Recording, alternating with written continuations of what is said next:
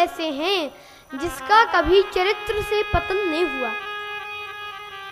एक बार रावण कुंभकर्ण के पास पहुंचा तो कुंभकर्ण ने कहा कि लंकापति, आज तुम बड़े उदास दिख रहे हो।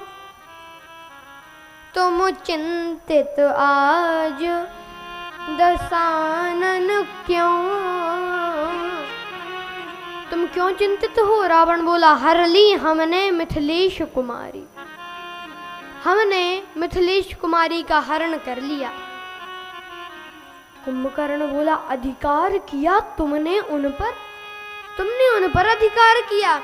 रावण बोला, कैसे अधिकार किया? लखती ही नहीं वह और हमारी, वो हमारी ओर देखती ही नहीं है। अच्छा, तो जैसे साधु का वेश धारण करके हरण कर लाए तो राम जी का रूप धारण कर कर अधिकार पा लेते। तब राघव ही ना बने तुम क्यों? रावण बोला, इसमें हमको भय भैरव भारी क्यों? जब राघव रूप लगा बनने तब मातु समान लगी पर नारी।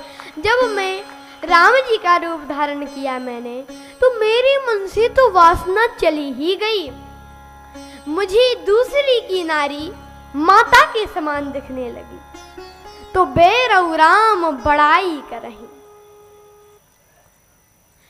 राम जी के शत्रु भी उनकी बड़ाई करते हैं।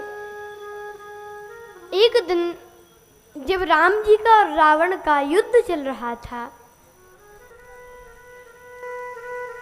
तो मेघनाथ का वध हुआ। तो मेघनाथ की पत्नी सुलोचना रावण के पास आई और कहा कि पिताश्री, अगर आपकी आज्ञा हो तो मैं अपने पति का शव रामादल से ले आऊं। रावण बोला, अवश्य बेटी जाओ, अवश्य जाओ।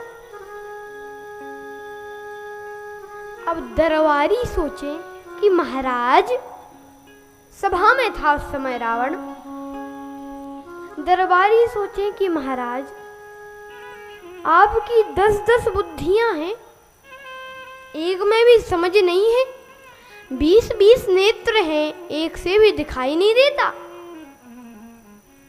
कहा क्यों?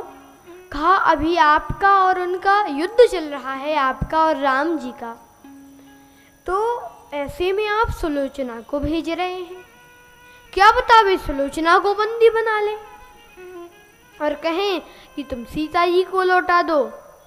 राम जी कहें कि तुम सीता जी को लौटाओ तो हम सुलोचना को लौटा देंगे।